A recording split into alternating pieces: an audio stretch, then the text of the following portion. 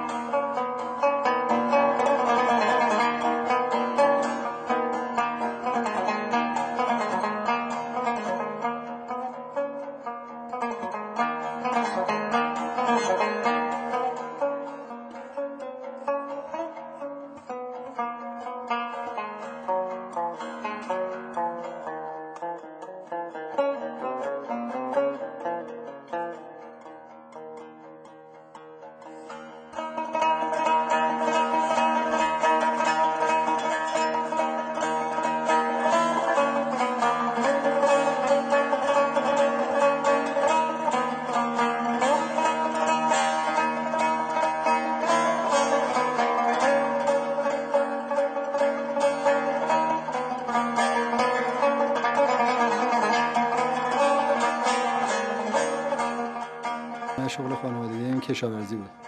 پدرم هم چهاربادری میکرد هم کشاورزی.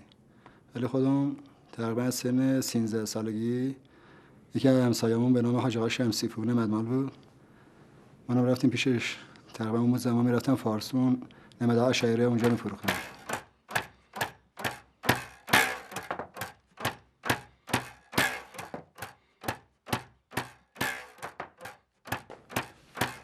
نمدمالی اون زمان درآمدش نسبت مثلا به شغل دیگه بیشتر بود، مثل کشاورزی بود، آهنگری بود، اینجا مغازه‌داری بود، یا به قول خود من بقالی بود اون زمان. درآمدش هم بهتر بود ولی خب بیشتر هم تقریبا شغل شهر کرد نمدمالی بودم. اون زمان 200 تا نمدمال تو بروجرد شهر کرد بود.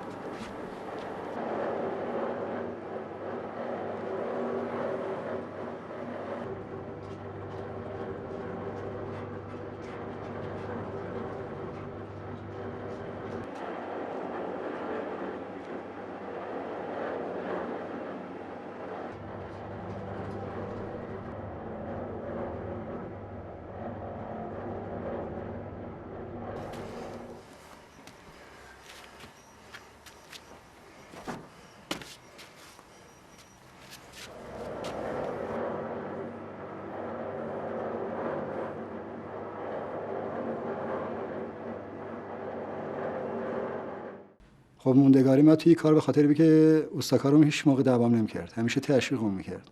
همون تشویقاش باعث شد من موندم توی کارو.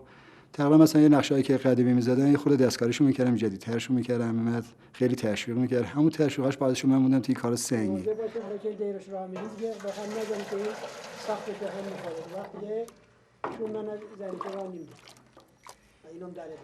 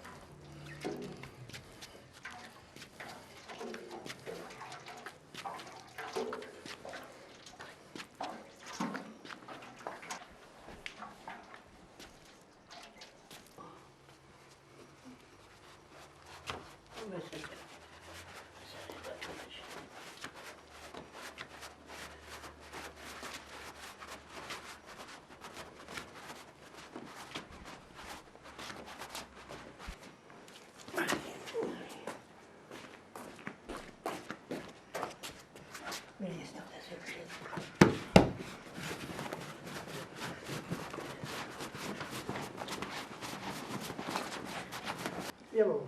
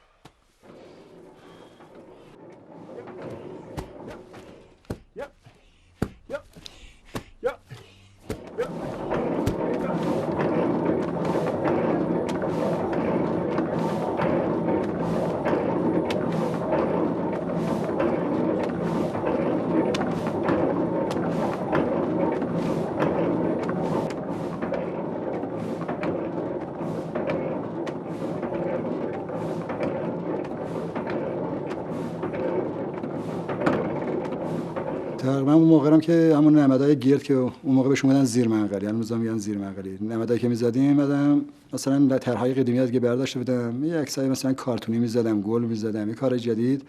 مشتریشون هم خیلی زیادتر بود نسبت به نقش‌های طرح‌های قدیمی. بعد از اون تقریبا اومدم 6 سال کارم رها کردم.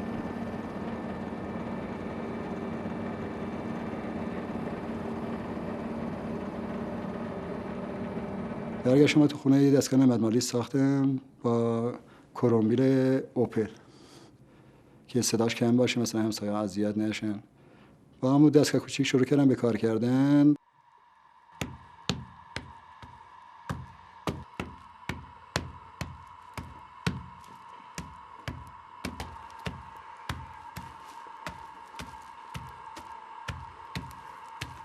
اینا رو به این شکل خود می‌کنیم. می‌ریزیم توی بشکه و آب می‌بندیم بهش. وقت می‌زنیم باره کن کمر آب شد یا حل میشه. حل که شد وقت می‌ذاریم میماسه مثل گلمه میشه. برای چسب نمه.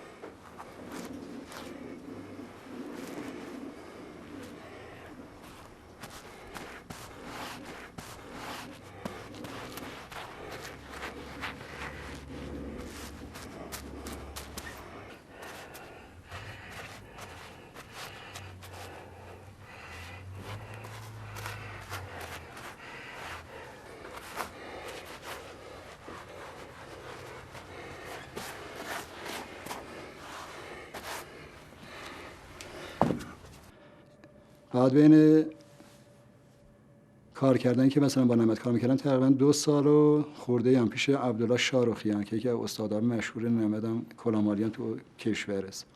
2 سال پیش او کلاهمالی کردم، فوتوفن کلاه و به قول معروف آشنایی با پشم میرونوس اونجا شروع شد که برای اولین بارم که من شروع کردم که نمد بزنم یک دونه از همین جلیقه‌ها که یه ارتشی به من گفت می‌خوام یه نمد ظریف بزنیم، می‌خوام برم کوه و شکار بدنم نخوره. من تو فکرم رسید که بیام یه جلیقه را از خود پشم میرونوس بزنم. اولی جلیقه‌ش هم جلیقه بود. بعدش شروع کردم یواش یواش شالش هم زدم.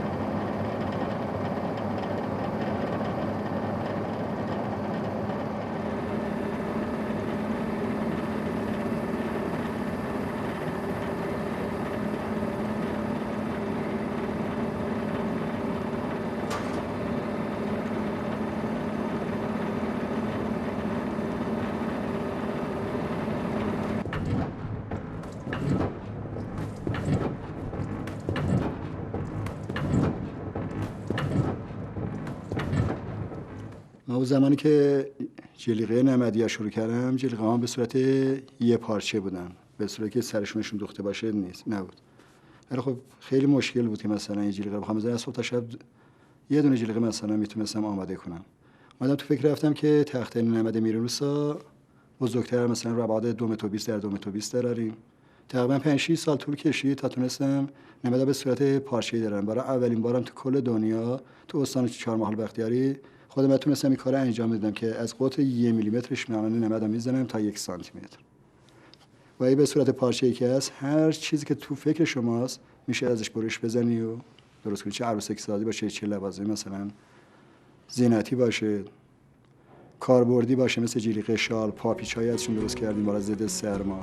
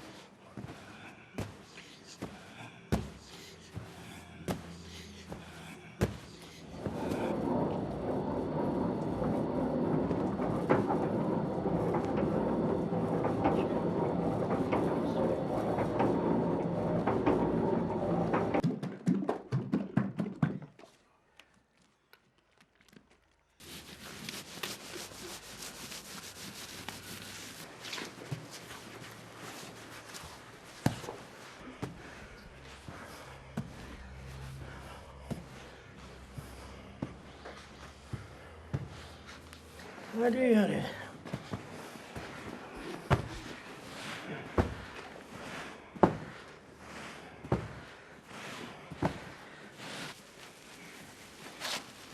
میتونم